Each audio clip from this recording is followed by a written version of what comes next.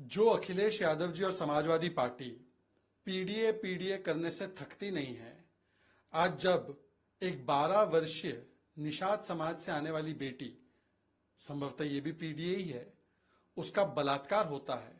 बलात्कारी एक 65 साल का मुईद खान, जो समाजवादी पार्टी के फैजाबाद के सांसद के कोर टीम का हिस्सा है, वो न केवल बलात्कार करता है बल्कि वीडियो बनाता है। तो अखिलेश यादव जी आज पीडीए भूलकर इस मुईद खान को क्लीन चिट दे रहे हैं। कह रहे पहले डीएनए टेस्ट करवा दीजिए। क्या 12 वर्षीय बच्ची की बातों पर भरोसा नहीं है? उसके चरित्र पर सवाल उठाए जा रहे हैं। और अखिलेश यादव जी ये बताइए कि यदि डीएनए टेस्ट कराने की आवश्यकता है तो मुईद खान की टीम, जो जय सिंह राणा है, जो मोहम्मद राशिद है, वो जाकर उसके परिवार को धमका रहे हैं कि केस वापस लीजिए। ये क्यों किया जा रहा है? और अवधेश प्रसाद जी जो सांसद है, वो कहते हैं, जो अपने आप को राजा अयोध्या भी कहते हैं, वो कहते हैं लाखों लोग फोटो लेते हैं हमारे साथ। साहब, आपके साथ तो वो बैठे थे, आपकी टीम का हिस्सा है, आपके पदाधिकारी है। अभी तक ऐसे व्यक्ति को निकाला क्यों नहीं गया है? इसका जवाब साफ है कि बॉयज विल बी बॉयज। लड़के हैं तो गलती हो जाती है। और इसी प्रकार से गायत्री प्रजापति तो कन्विक्ट हुए थे, तब भी उनको साथ में लेकर घूमने का और उनके परिवार को टिकट देने का काम भी किया था।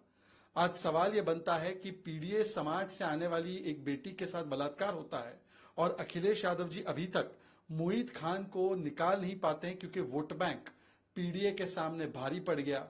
और जो लड़की हूं लड़ सकती हूं के खोखले नारे देने वाली प्रियंका वाड्रा, प्रियंका चतुर्वेदी, इंडिया अलायंस की बड़ी नेता ममता बनर्जी, इन लोगों के भी जुबान पर चुप्पी जो है वो सेकुलर सन्नाटा इस प्रकार के बलात्कार पर ये दिखाता है कि इनको ना दलितों से ना पीडीए से कोई मतलब है, केवल शुद्ध अवसरवादी राजनीति करनी है। कई बयान दिए हैं और अब तमिलनाडु के परिवहन मंत्री भी इस मामले को लेकर वो राम के नाम पर सवाल खड़े कर रहे हैं। इंडी अलायंस का हिंदू विरोधी, सनातन विरोधी चेहरा एक बार फिर से सामने निकल कर आया है, जब डीएमके के परिवहन मंत्री, ट्रांसपोर्ट मिनिस्टर, जिन पर वैसे बहुत सारे आरोप लगे हैं, वो कहते हैं प्रभु श्री राम का कोई अस्तित्व नहीं। वैसे कांग्रेस पार्टी की तो ये दिल की बात है, क्योंकि 2007 में सोनिया गांधी जी द्वारा संचालित मनमोहन जी की सरकार ने यही हलफनामा सुप्रीम कोर्ट में दिया था। किस प्रकार से राम मंदिर को लटकाना, अटकाना, भटकाना है, ये कांग्रेस ने षड्यंत्र रचा। Hindu terror, Hindutva, ISS, Boko Haram, सनातन समाप्ति की बात ये डीएमके, इंडिया अलायंस के नेताओं ने की। सनातन को बीमारी कहना, और इंडिया अलायंस के हर एक नेता की बात अगर आप सुने, राहुल गांधी ने कहा हिंदू हिंसक है, राहुल गांधी ने अभी हाल ही में कहा राम जन्मभूमि के आंदोलन को हमने हराया अयोध्या में। अब डीएमके के नेताओं के अलग अलग बयान, समाजवादी पार्टी ने हिंदू धर्म को धोखा, रामचरितमानस को अलग अलग प्रकार से अपमानित करने का काम, आरजेडी ने भी यही किया है, टीएमसी जय श्री राम के खिलाफ अक्सर बोलती है। तो ये दिखाता है कि किस प्रकार से आज पूरी इंडिया अलायंस हिंदू विरोधी, राम विरोधी चेहरा अपनाए हुए है। क्या ये मोहब्बत की दुकान है? राहुल गांधी जी को बताना चाहिए। पार्लियामेंट में तो वो शिव की बारात की बात करते हैं, तो शिव जी की बारात की बात करने वाले राहुल गांधी, जो अपने आप को जनेऊधारी ब्राह्मण कहते हैं, आज वो बताए कि प्रभु श्री राम का अस्तित्व नहीं है। इस बयान पर कांग्रेस पार्टी का क्या स्टैंड है? अखिल गिरी जो है महिलाओं को थ्रेटन करते हुए, एक लेडी ऑफिसर को थ्रेटन करते हुए नजर आ रहे हैं। एक महिला फॉरेस्ट ऑफिसर जब संविधान के तहत, कानून के तहत अपना काम करते हुए अतिक्रमण हटाने जाती है, तो वहां के मंत्री ममता दीदी के, जो बताए जाते हैं राइट हैंड मंत्री, जिन्होंने इससे पहले द्रौपदी मुर्मू जी, राष्ट्रपति, जो आदिवासी समाज से आती है, उनके ऊपर बेहद आपत्तिजनक टिप्पणी की थी, वो इस ऑफिसर को धमकाते हुए कहते हैं कि तुम रात को घर नहीं जा पाओगी, तुम यदि इसमें दखल अंदाजी करोगी तो तुम्हें लकड़ी से पीटा जाएगा। उसे गालियां देते हैं, उसे धमकाते हैं, उसके साथ अभद्रता करते हैं। ये दिखाता है कि आज पश्चिम बंगाल में मां माटी मानुष नहीं, केवल और केवल बलात्कारी बचाओ, भ्रष्टाचारी बचाओ, और जो गुंडागर्दी करते हैं उनको बचाओ चल रहा है। इसीलिए संदेश खाली में हिंदू महिलाओं का बलात्कार होता है, ये शाहजहां को बचाते हैं। उत्तर दिनाजपुर में महिला के साथ तालिबानी व्यवहार किया जाता है, वो ताजमुल को बचाते हैं। और अब अखिल गिरी ने जो बयान दिया है, क्या ममता दीदी ऐसे मंत्री को अब भी जारी करने रहने देगी, अब भी मंत्री रहने देगी, या उनके ऊपर कार्रवाई करेगी? महुआ मोइत्रा और सागरिका घोष वैसे तो पूरे देश को उपदेश देते हैं महिला विषयों पर, पर स्वाति मालीवाल, संदेश खाली, जो 12 साल की बच्ची का बलात्कार हुआ अयोध्या में उस पर, और अखिलगिरी के बर्ताव पर वो चुप क्यों रह जाते हैं? इंडिया अलायंस के बड़े नेताओं को भी इस पर खुलकर बोलना चाहिए। अधीर रंजन जी बोलते थे कल तक, और उनको तो अब कांग्रेस पार्टी ने किनारा कर दिया। So how do you see the Ayodhya's matter? Because Akhilesh Yadav has spoken regarding the favor of the accused, and he's talking about the DNA also. So how do you see this kind of statement or tweet?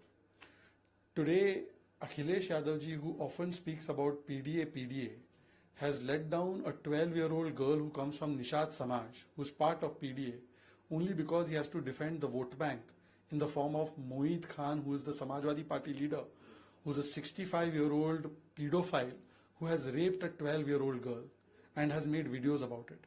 And shamelessly, it is being defended by Samajwadi Party leaders. They are saying, do DNA test. If DNA test is required, that means you're questioning the character of the 12-year-old girl.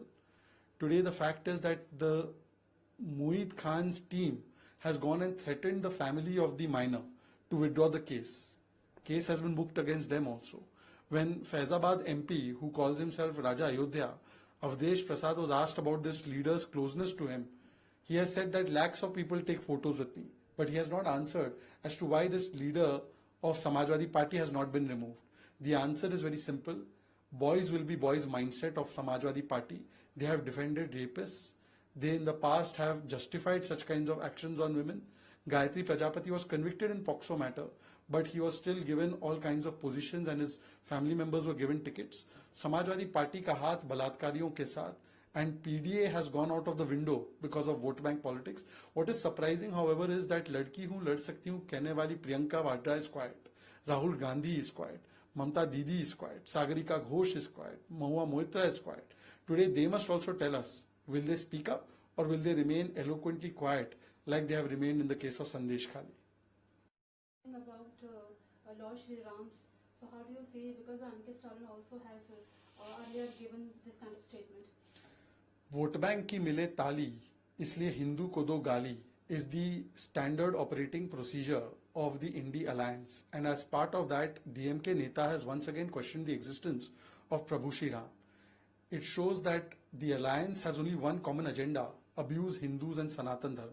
This is the same DMK which said Sanatan should be eliminated. Sanatan is a bimari. Congress in 2007 had questioned existence of Shri Ram. They wanted to break Ram Setu. They opposed Ram Mandir. They say Hindus are terrorists, RSS, and Hindu is like ISIS and Boko Haram. They have time and again questioned Ramcharitmanas also. The Samajwadi Party, RJD, have made despicable comments on Ram Mandir, on Hindu Dharma.